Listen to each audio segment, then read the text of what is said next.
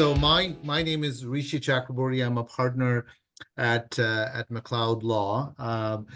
I don't know, Richard, and the other guests, if you were here yesterday in our building, but from the sounds of it, it's Ecosystem Day, which was yesterday, was an absolute hit. So hopefully we'll stick to that expectation. Of course, this is the very last session of the day, so the intention over here is really to keep this fairly conversational, and we won't have any slides, but I'll quickly introduce myself. As I said, I'm Rishi Chakraborty. I'm a partner at McLeod Law. Most of my work focuses on two different things. One is I help companies with raising capital, mostly on the equity side. But there is sometimes I do get into the debt side of things.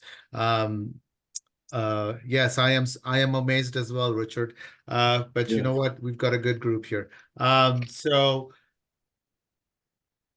mostly on the equity side, some on the debt side, but largely on the equity side. So I'll apart from that, I also do quite a bit of mergers and acquisition, both for public companies and for private companies. With that, I will stop, and I will maybe suggest Gustavo. Do you want to introduce yourself? Yeah, absolutely. Hello, I'm Gustavo. I'm originally from Argentina. I've been in Canada for 16 years. I'm an accountant by trade, and wasn't sure about my profession, but decided to do it all over again in Canada. So, you know, stubborn if nothing else. I work in multinational companies and private companies and everything else in between. So I've worked for private equity, public equity firms, and right now I'm working at AltaFab Modular Structures, which is again a modular manufacturer out of Nisku. Working on all kind of economic situations as well. So and in companies expanding, in companies contracting, and anywhere in between as well. Okay, thanks, Gustavo. Joel. Yeah, I'm Joel Cawthorn. So I'm currently serving as director for the StarTech group of companies. The StarTech group are companies that I own in partnership with my sister. And as of June last year, I stepped down from the role of president of one of those companies. And I was in that presidential role for roughly 15 years. And over that period of time, we grew our size of the organizations from roughly, we probably employ about 250 people now, give or take, and we're in the high 8 figures in revenue. So we've gotten to a reasonable scale. Brilliant. We're still waiting for Justin. Richard, because you are the only attendee so far, you have the utmost pleasure of putting your questions directly into the chat. If you have something you'd like to introduce yourself, I know it's probably you need to type all of that out, but in short, if you want to introduce yourself, feel free to do that. You know, we'll keep this very conversational. It's a small group, so let's try to be as interactive as possible. And speaking of which, I think we have Justin. Ah, there we go. Hi, Justin. Hello, everybody. Don't hold your breath. Hopefully I don't disappear again. National Bank is paying the bills because we were looking to buy another bank. So my apologies nonetheless. So I think we're at the introductions, I assume, Rishi? Yes. Yeah. So we've Gustavo and Joel has introduced themselves, including myself. So Justin, why don't you go ahead? Perfect. Thank you. Again, thanks everybody. Apologies for the technical glitches. Justin Hunter, I'm the EVP of Commercial Banking for Alberta National Bank, role I've been in for just under 5 years. I have about 20 years of commercial banking experience in various debt and credit related roles. With my last 8 years leading commercial teams in Calgary and Alberta as a whole. While commercial banking offers a wide array of services, including cash management, risk management, like the likes of FX, interest rate, commodity hedging, sorts of things. My expertise would be on the lending side, where I've worked with businesses as large as $100 million in annual revenues and offering solutions that help optimize their operations. So this includes many instances where companies were scaling and looking for debt capital options to help them reach their financial goals. So yeah, I'm looking forward to discussing more of these debt capital options in more detail as we have a conversation with our entrepreneurs on the panel here. So Great. Well, Justin, I will let you know that so far we only have one attendee in the form of Richard. I just asked Adriano if he could be just let into this meeting, and then if you want me to, yeah. So Richard, let's see if Adriano can let you in, so we can just have a conversation with you directly. Hopefully that'll work. But in the meantime, why don't we get started? Justin, I think you wanted to talk a little bit about the debt side of things, so go ahead. yeah, so I think our focus was today, or at least part of the focus was on not only like raising debt capital, but kind of optimization, and that kind of naturally leads to sort of the working capital side of things. And one of the questions that wanted to chat about and get some reflection or some feedback on from Gustavo and from Joel would be, on the side of whether or not, if you can share some insights on management's understanding of their business cash flows, kind of your conversion cycle and requirements to support cash inflow and outflow timing differences. I was curious as to whether you've ever considered or obtained an operating line of credit with a financial institution to support your working capital needs, and if so, what kind of value did you derive from the line? So I'll just open that up, I guess, to Gustavo and or Joel. I'm not sure who wanted to go first, but just to kind of get that conversation going. Sure, well, I can certainly start. So yes, we have employed an operating line, and we still do to this day. In our business, we've got a couple of different streams of revenue, and one of them is a maintenance repair kind of stream, whereby we are laying out the cash in terms of the labor costs and the materials and such, and then we seek to invoice the client after the work's completed. So we need to carry that value, and once you build up enough working capital, you can probably do that. But in the absence of that, an operating line's been extremely helpful for us. And then on the other side, we do very large capital projects, and oftentimes we can negotiate a payment term, or the payment terms in such a way that we are cash flow positive or cash flow neutral at worst. And so we'll start with a deposit, for example, and then a milestone from design and so on and so on. And basically we track against where we're seeing cash outlays happening on the project side. And that's usually quite successful, but there are some contracts, CCDC format, that is just progress billing. And so you're always lagging by the 30 to 45 days. And in those cases, we also need to have a fairly substantial war chest to finance that.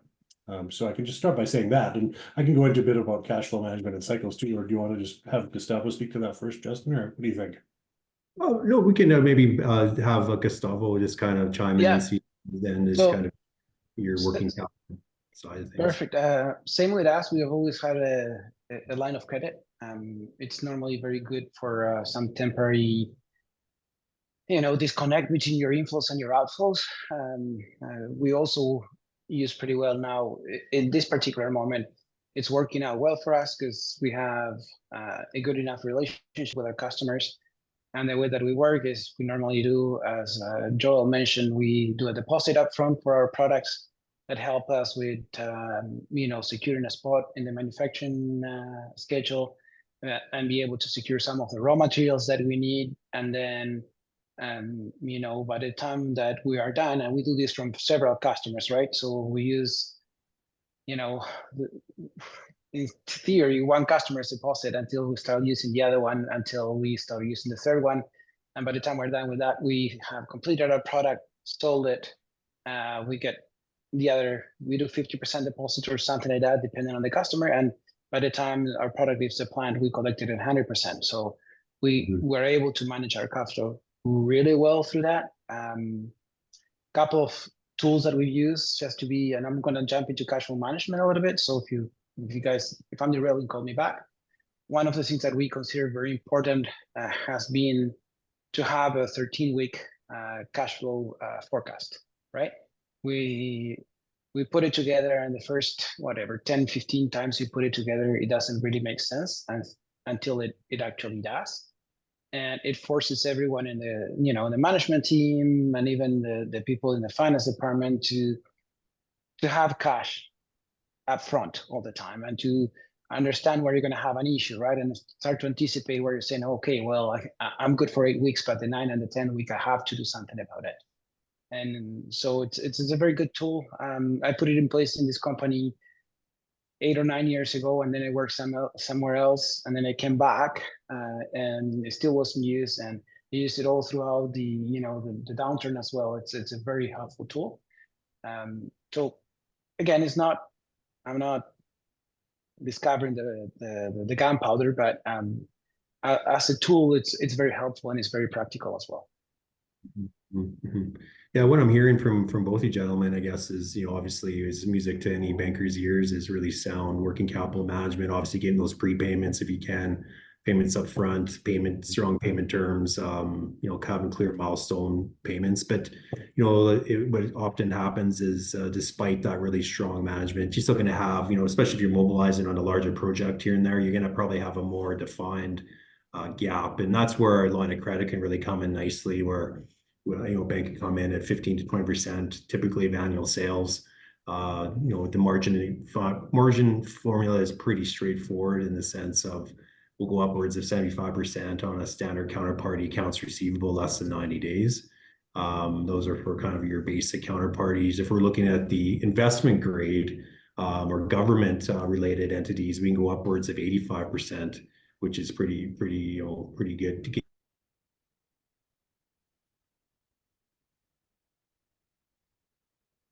Did we lose Justin? Oh, I think so. I froze up there for a second myself. Okay. He'll probably come back. Richard, since you are in the panel already, if you want to introduce yourself very quickly for everyone, and then if you have anything you want to talk about, this is the best part of it. You're directly in the panel. Tell us. Oh, you're unmuted. I've done it 1,000 times. Yeah. I'm so overwhelmed and humbled. Never expected I'd be on the panel here. So my closest connection with all of your wisdom and expertise is I worked 10 years for an organization that was funded by Alberta Innovates to support innovation in geospatial technology, which is my area of expertise. And it was non-dilutive funding. It was a no interest loan model that we used to fuel projects up to $1 million. So really early stage, just to get companies into early stage commercialization of these geospatial technologies. Mm-hmm. Since leaving Techterra, I've been operating independently. My specialization is not finance or what you do. That's why I'm here to learn. But many of the companies do have issues, financial issues. So it's wonderful to meet you all, and I know who I can turn to for the expertise that I may need. I'm an advisor with Growth Catalyst. I put little quotes. I'm a contractor like all the other advisors. So I work under Peter Fenwick and his leadership, and I've been part of the program since only for the last 5 months. So yeah. Right. No. Well, wonderful to have you on the panel. That's so funny.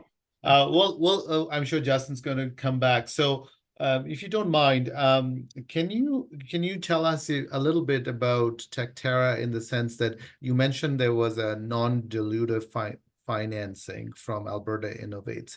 Did it ever get to a stage where you had equity or debt investment in the company? No, they didn't want to go that route. I mean, the results are public. When I left off with them in 2020, they were upwards of 8 times return. And so the model was they would loan the money, Techterra that is, would loan the money, again, no interest. It was fully repayable, but contingent on success of the technology. So when the company generated revenue from the new technology, they paid back incrementally until the full amount was repaid with no interest. So it was a very attractive model. If they didn't achieve any commercial success, they were not obligated under the terms of the contract to repay the money. So it was a very nice model, non-dilutive model. And I don't know if any of you are familiar with the company Adibotics. Yes. Okay, they started with Tectera. And so I remember when the founders came in the room for the first time, and as you know, they're, I mean, I'm not sure how they're valued, but they're probably valued quite highly. You would know better than I do, I think. But they started with a lump sum. I don't know the exact amount, but it got them off the ground.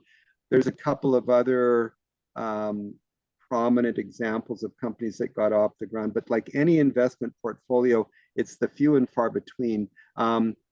Tectera was able to also measure their after repayment revenues and consider that as part of the growth equation. So that's why, because of the, again, I'm sure, Joel, you know a lot about this. You all know a lot about this. It's only the few that are the star winners that make up the difference. Mm-hmm. The majority of companies, and this is the thing, the majority of companies did not succeed with their original goals. We had a lot of due diligence going in. In fact, where I met Peter, Peter was an advisor, an external third-party advisor to Tectera's staff and board.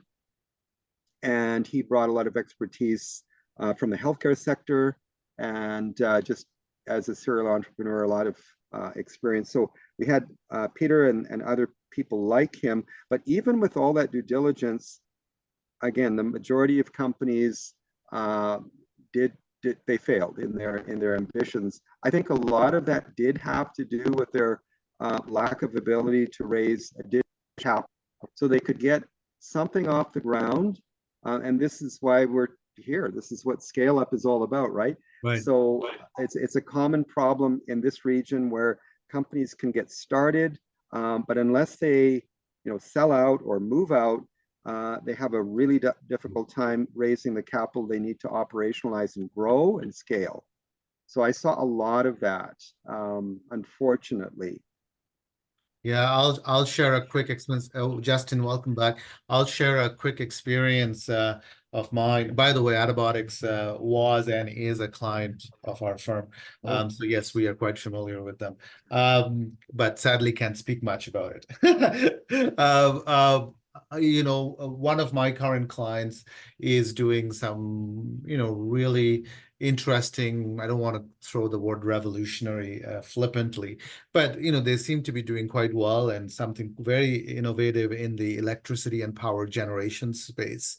And very timely in the sense that they are looking at how our current ecosystem and the way we live today and where the world is headed, what kind of pressures it's going to put on the existing grid infrastructure. But so you would think it's a very timely topic, but incredibly challenged as a Canadian startup to get capital. And one of the reflections he's made is, if I was in the Valley, I would probably would know an answer in 2 weeks.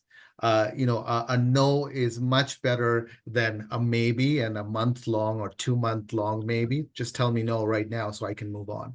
And I think that's what I agree with you, Richard. That's a challenge for sure. I'll talk a little bit about equity, but Justin, again, welcome back. I don't want to steal your thunder. No, keep the conversation going there, Rishi. Okay. Yeah, if that's okay with you. One of the things, and Justin, you might want to pitch in here. We wanted to ask Gustavo and Joel something around scale up through acquisitions and what if the businesses and business owners are aware of the kind of lending opportunities that are out there. So my question maybe to both of you, and you can go in whichever order you want, is that something your companies or in your experience you're familiar with? Joel, if you want to go first. I can, yeah, speak to that. So we've never gone down the full path of an acquisition. So we've never got to the point where we're looking for the actual financing. So I'm only just at a high level familiar with how that would look, outside of just funding it out of your own, war chest, so to speak. So I can't really speak much to that. Yeah, we've been on the same path as you. We looked at a couple of acquisitions, but normally we do it with internal capital. Yeah. Other companies that I work, they were a lot more familiar with the growing through acquisitions and just working with. There's a lot of private investors and there is a lot of private money out there going. There's also banks as well. So, but Rishi, this is right up your alley. So you should. Actually, I'm going to throw it us. back to Justin and say, Justin, do you want to just give a little bit of an insight? I'd love to know. Yeah, no, and again, appreciate it, guys, your patience here. I'm not sure what happened yet again, but in any event, yeah, I mean, banks are more than open and willing to provide some M&A debt capital, particularly with those oiled machine sort of businesses that have been up and running for a long period of time. Obviously, have a decent war chest, and they're looking to perhaps purchase a competitor of sorts. Usually dots the I's and cross the T's when it comes to their ability to kind of take on and confidently manage that new acquisition. So when we see that, we see there's historical cash flows that can support a little bit of a nest egg. We can take a look at intangible/cash flow lending. And by that, we're really leaning on the pure cash flow ability, generation ability of the business. We can go upwards on an imagined buyout where there's a little bit less risk, more times than not. Obviously, familiarity with the business. We can go upwards about 70% debt to capitalization. But as we look at leverage buyouts, where obviously we have a third party, say a competitor that's looking to purchase a business, we can go upwards of 60% debt to capitalization. Amortizations, of course, aren't going to be extended like, we have our hard assets in the background. We're not going to be going 15, 20, 25, 30 years, but we can go a lot of times upwards of 10 years now, which is kind of something that's really improved, I guess, in the sake of... Yeah, that's very impressive because we've used 5 years in other companies, so 10 to 15 years. That's really nice. It's really, and that's exactly kind of standard was 5 years up until the last couple of years, to be honest. It's got to become a lot more competitive. There's so many more transitions going on that the banks have loosened things up a little bit, willing to go upwards of 10 years if we're comfortable with the cash flow and with the management and the transition plan. So that's pretty cool. So we had a little more longer, obviously, period of time to be able to pay it off. The nice thing too is a lot of times there's no longer cash sweeps. The cash sweeps are kind of that mysterious, like, okay, everything's going fine. We met our covenants, and all of a sudden the bank's going to sweep the excess cash to further condense the amortization, notional amortization that was originally quoted.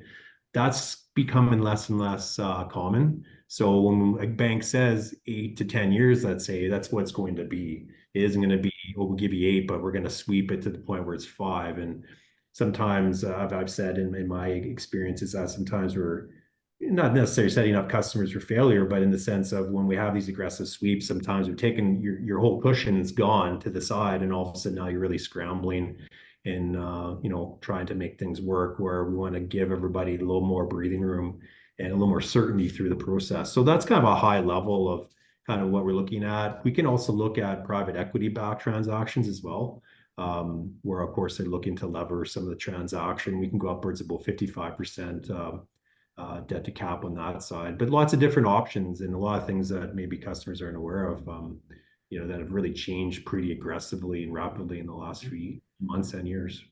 Wow. No, that's very helpful. In fact, I'll share with this group. One of my clients is currently working with National Bank on the energy side, and that resonates, Justin, with what you just said. They are looking at private equity capital as well, and the debt to equity ratio sounds in the ballpark of what the discussion seems to be going. Most important question for you, Justin, and I know you are not ready for this.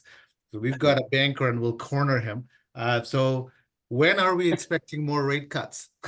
I got my crystal ball here. It was actually my water bottle, but and no, I'll say the consensus. Let's go based on the consensus again from our economist is I think they're expecting 2 to 3 drops through the rest of 24. And from what I've understood from our last presentation I was a part of when my internet or my Wi-Fi was working really well last week, they're expecting upwards of, we started off, the bank rate was at 5%. They're expecting to be down to 3, I believe it is. So in other words, prime to go from a high of 7.2 down to about 5.2. Now in the end of 25 again, as we get further out, it becomes more of a guessing game as much, or educated guessing game as much as anything. But we're expecting 2 to 3 in 24, and then another 3 to 5 drops in 25. Yeah, that'd be aggressive. Currently standing at 6.95. Yes, yeah, so with already that quarter baked in, another couple expected between now and the end of the year, and another 3 to 5 next year. Yeah, Richard, Gustavo, Joel, jump in, but I'll share very quickly what I'm starting to see. Around May, the latter part of May is when I started, well, at least our group started to see a little bit more activity around plans that businesses had that they had probably shelved for a while because they were looking at interest rates. Yeah. And we've gotten some movement around things that's been sitting on the back burner. Has that, in your businesses, is that your experience, Joel? Yeah, we've seen I would call it project deferrals, right? And Yeah. final investment decision being held longer than normal. Normally, we would expect that typically does take a long time, but it's not usually the cost of capital that drives that. So, yeah, we're starting to see things percolate again and bubble back up and get reconsidered and thrown back into the mix for the coming year's budget plans. That's definitely happening. And I would actually just throw in an anecdotal observation. So over the last however many years we've had really cheap money. I've noticed operationally that people have gotten a little bit sloppy because they know AR collections aren't as important when you don't have to pay for the money that you've got in your pocket, right? And so now when interest rates started to climb up and the management team started to see the cost of that at the interest expense level, all of a sudden the eyes were opened up, and all of the KPIs and metrics you employed to really compress the cash flow cycle were back in focus. It was remarkable to see that. And you just think, well, just how it goes, right? It's not causing me any pain, so I'm not going to spend much time on it, or I'm not going to spend as much time on it. So it's been interesting. We now that you mention it, we started using it not only with our customers but with our vendors as well. So we were in a little bit of a positive cash position, and traditionally we chase 1 or 2 vendors to see if we can get early payment discounts, right? And now we have around 20 to 25 of them, and every time we're talking to a vendor, and now it's part of the conversation.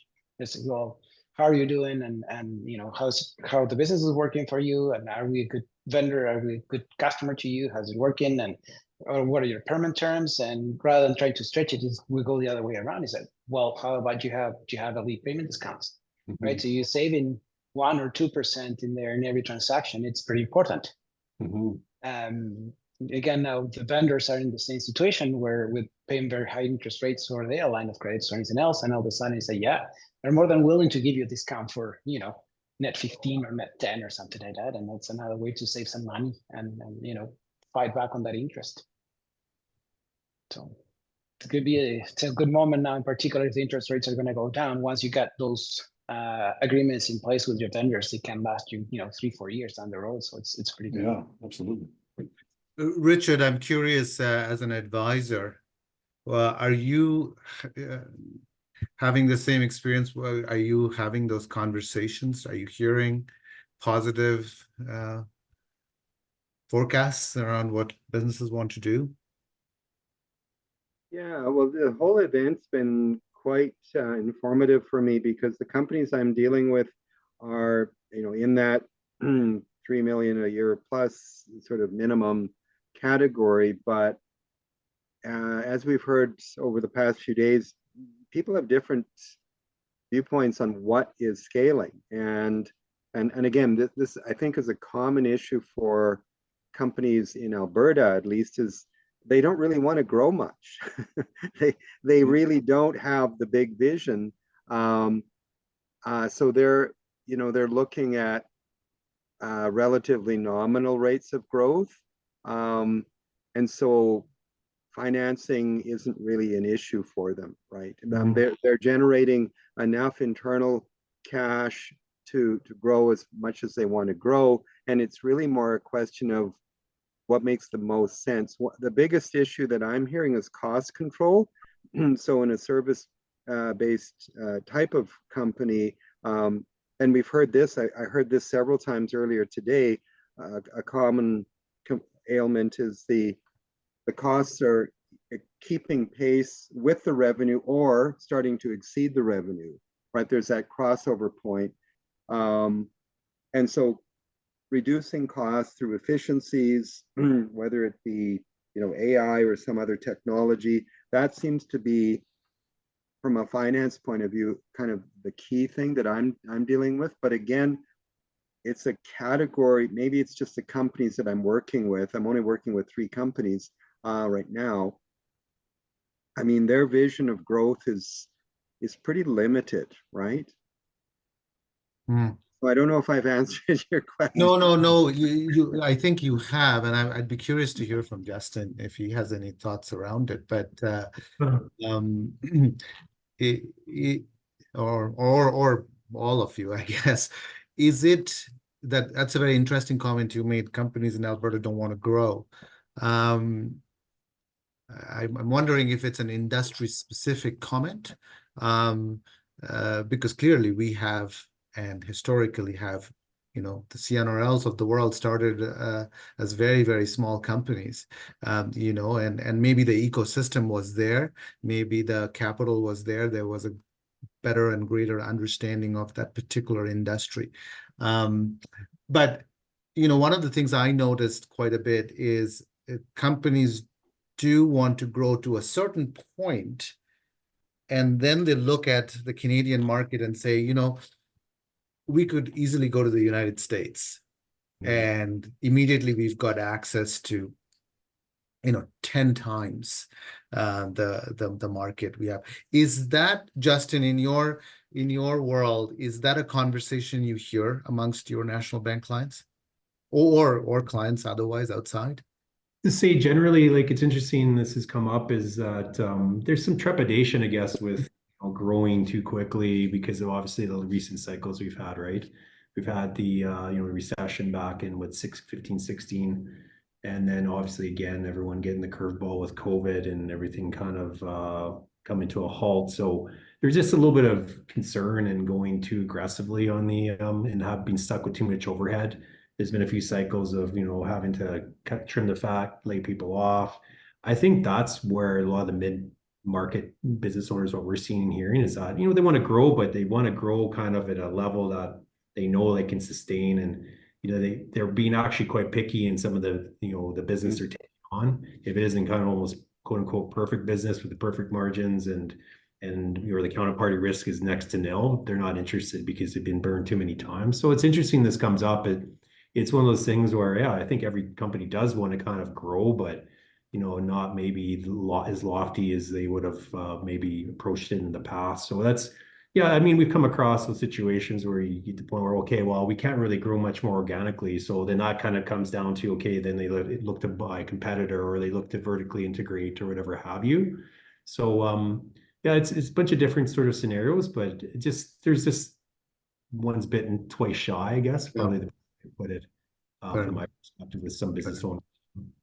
Joel, Gustavo, what are your experience around that comment? Companies don't want to grow. I think it resonates a little bit with what I've been experiencing and seeing in the 2 or 3 companies that I serviced in the last few years. Yeah. People got burned during the downturn. It might be a little bit too as well in terms of a generational change in ownership as well. Some of those owners have been there for all this last 20, 30, 50 years, and seen so many changes and so many downturns and stuff like that. And the last one was pretty heavy, and there was a lot of the downsizing that Justin mentioned as well. So people is like, I don't want to go through that again necessarily, right? And so how can we grow in a sustainable manner and it might be also a little bit of associated as well too with what is the market view, what is the view of the market today, right? Alberta is heavily linked to the oil and gas industry, so what is the outlook in there? Do we have 30 years to run, or do we have 2 or 3 until the next fast, right? So that's kind of, it looks like the long-term view has shifted a little bit, and that's kind of driving some of the investment decisions, in particular related to growth right now. Yeah. Yeah. Well, I would just add on, I think it depends on what space you're in, because you've got market opportunities that might be available to you that otherwise you might not have, depending on what you do. And in our contracting side of the business, it's just a limited market in general. And then there's, we can take market share from the maintenances and things of that nature. But on the other side, where we do, gas processing facilities, well, we were kind of tied to the Western Canadian Basin, and it's pretty risky business model. So we were forced to diversify and move into energy transition type projects, but also the US, right? A lot of that Bakken area with flare gas capture and things of that nature, those projects are so large, and those dollar values you're talking are material, increase in growth. And so, of course, you need to be able to take that on for sure, as well as be property financed to make that happen. So I think that's what I've seen. One side of our business has experienced very strong growth, and the other's been, I'll call it 10% year over year is kind of the target, right? So for us, it's just dependent on where we play. Yeah, no, I'm cognizant of time. I'll that's very interesting which industry you're in, and I'll share an anecdote. So I have a client right now that's trying to raise about 250 million US. They've already got about 100 million spoken for from a private equity debt side, private debt. And then they need additional capital, and they are backed by contracts with very large players in the US, in the Permian Basin and things like that. And and this is not trying to make a political statement here, but we approached two banks in Canada, and while the regional offices were very much on board, as soon as it escalated to a national level, it got nixed because they didn't want to invest in an OFS, oil field services company, right? On the other hand, I have a client. I have an eclectic mix of clients, clearly. They are trying to start a pickleball facility. And tremendous growth in that, that sector or game or whatever you want to call it. It's a $30 million facility that they are trying to build here in Calgary. They had 2 rounds, all equity. And the first round, which was for about $1 million, got filled in 5 days. And the second round, which is another 9 or 10 that they're trying to raise, that's been more or less both taken up. About $5 million's already been taken up. Wow. It's just unreal. And it's really which cycle you're in, which industry you're in. And I always say, capital is finite, opportunities are infinite. Capital will go where the biggest return is. I don't know, Richard, I suspect you're nodding, so you're probably agreeing with me. No, I was just nodding off. Oh, you're nodding off. You know what? That's a great way to probably end this. And I will share this one thing. Yesterday we had this session in our office, right? In our third floor conference room.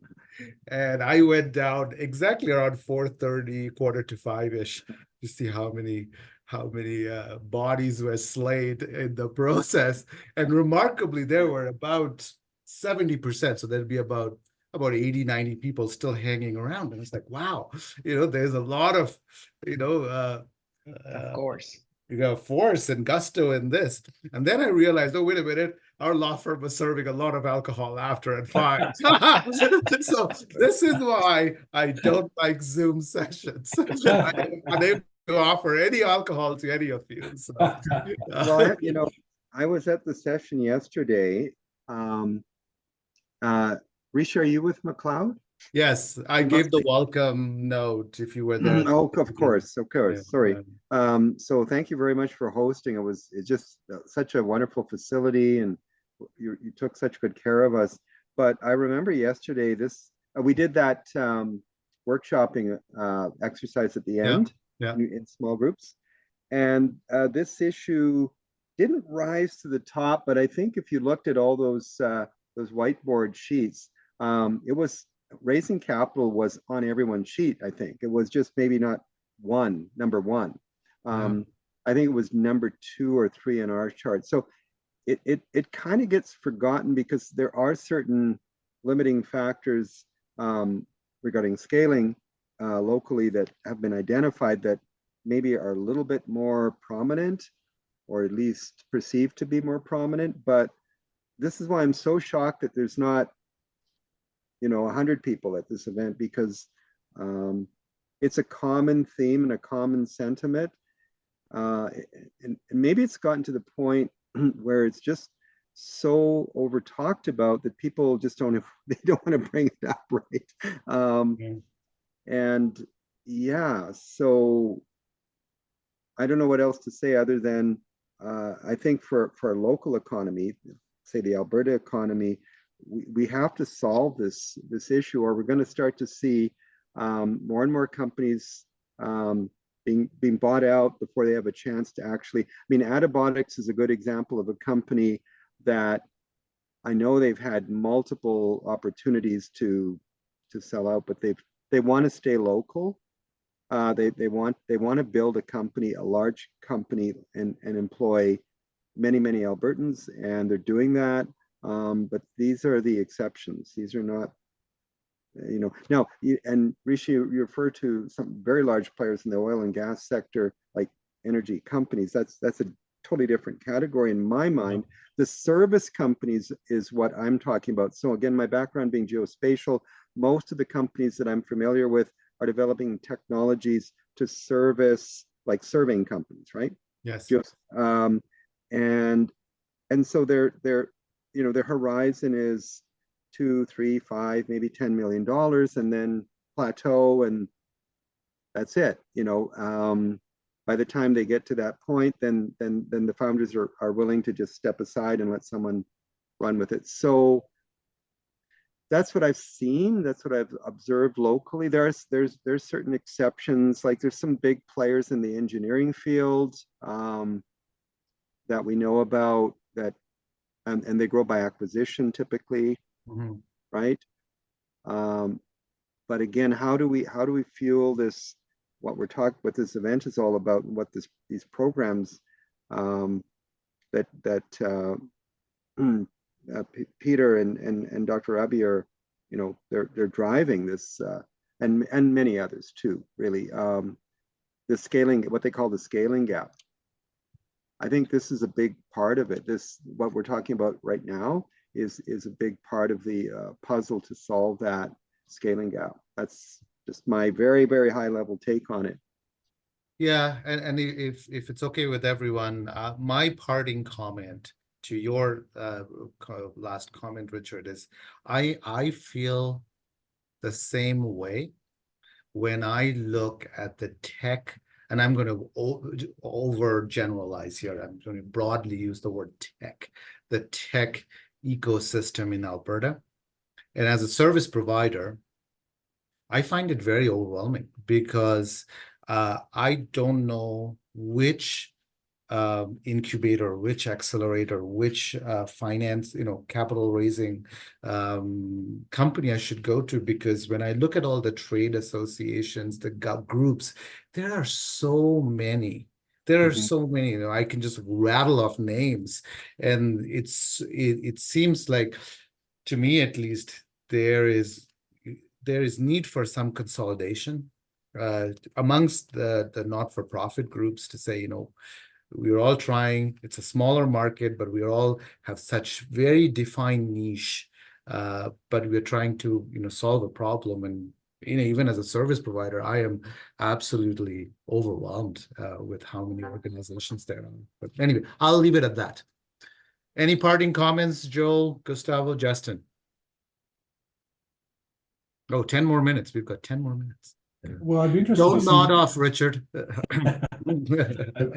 got a colleague of mine that's he's an established engineering resource fella from companies that he's worked out. He's brought some technology and started his own up it's been 2020. So he's been around for a little while. He's got revenue. It's bumpy, but he's not getting anything from the banks because he doesn't have enough proof of profitability or enough, time in the trenches sort of thing. And that's the messaging he's getting.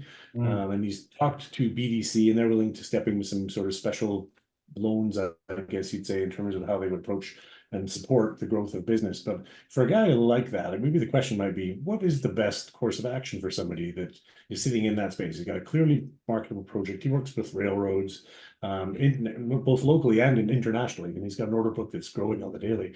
So he's got lots of potential, but he's just not got enough money. And so that's a difficult spot, as everyone who's scaling is going to run into at some point.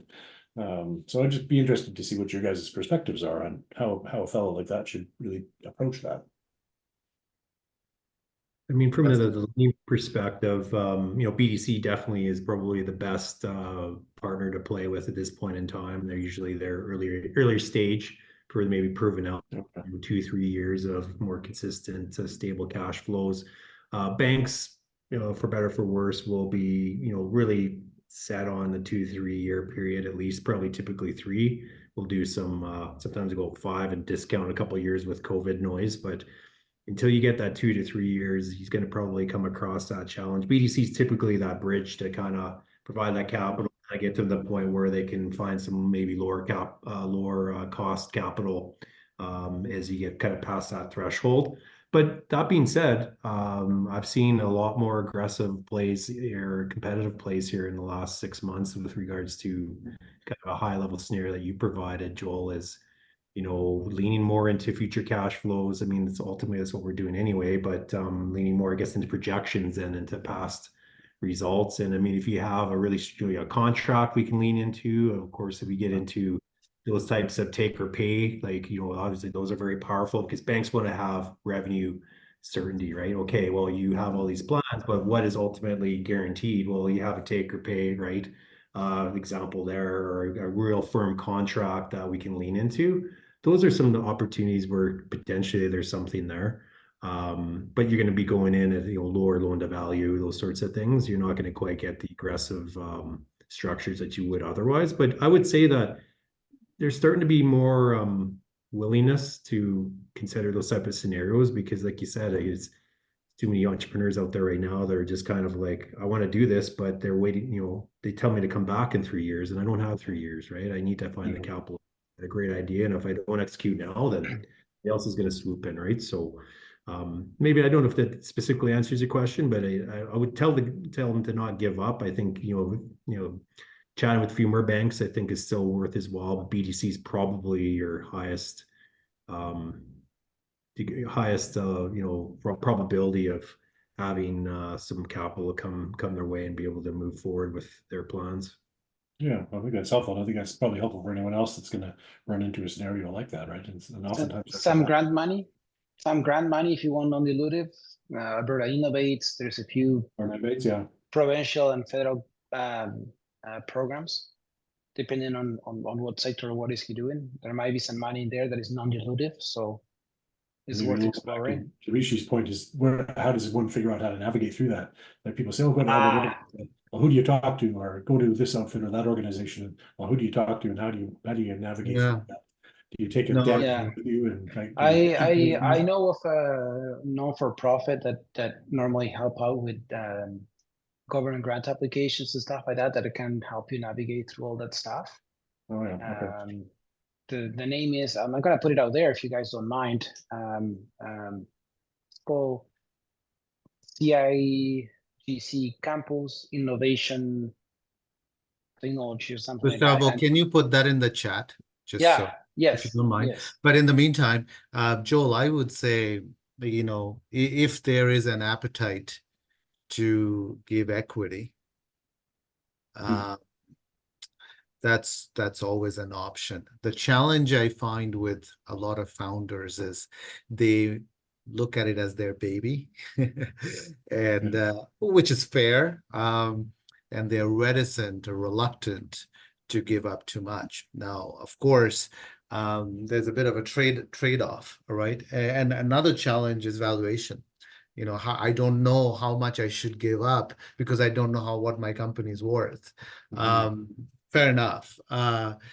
You know, and there are ways to handle that. Don't want to get into too much technical details, but you know, one of the products we've been seeing, and it's come kind of off from the Valley and has permeated into the Canadian tech ecosystem quite a bit, and there's no reason why it cannot be used into other sectors, is the use of what is called a SAFE. So future equity. So you don't have to value the business right now because it hasn't been proven yet to reach a valuation stage. All you're doing is you're deferring the valuation to a certain future date, let's say 2 years. But look at the business as of right now and say, if I were to come, I'll just use a live example. Let's say you are that gentleman who's looking for that money and I'm the investor. I'd say, okay, we cannot do a valuation right now. And even the valuation that we do right now is probably not worth the toilet paper on which it's written on. So what do we do? I need to know, if I give you $100 today, what does that $100 get me? And usually what we do in a SAFE situation, it's called a SAFE, Simple Agreement for Future Equity, that's what it stands for, is both parties would come to a mutual agreement that, you know, we don't know the valuation today, but let's say 3 years from now, this is what we might be worth. It may come, these are all projections. So, but for now, they'll put a cap. They'll say, regardless of what the company does, 3 years from now, we'll set a base cap, a base threshold of, let's say, $1 million. So if I were to give you 100,000, I would own 10% of that company. So you're giving away 10%. Now, if the company could be 3 years from now, could be worth $5 million or $1 million, at least the investor coming in has some sense of what that $100,000 is worth. So there are ways to do it. There's convertible debt. Again, that defers the valuation by a couple of years. There are ways to do it. But at the end of the day, what structure you choose is second. If you have a good business plan and if you have a good business, that's still the fundamental thing that drives it. Right. Yeah, I think that's a common thread on both the equity and the debt side is, you know, having a strong business plan, having your ducks in a row, you know, if you don't have, you know, ideally you have a, you know, pretty, you know, solid past and something you can tap into, but ultimately, you know, it's, I guess at the end of the day, you know, it's, we're looking at things fairly similarly. We have confidence in the business and the managers and where they're at. It's all really the same, and you know, the same vested interest as those shareholders, right? We're all kind of in it together to make sure we're all doing what we can to lead that company to you know, to brighter pasture sort of things. So it's very similar at the end of the day. I think sometimes things get overcomplicated, and you know, you got a solid management team and you're in a good space in an industry. Banks are going to be very open, and equity investors are going to be very open to what you're looking to do.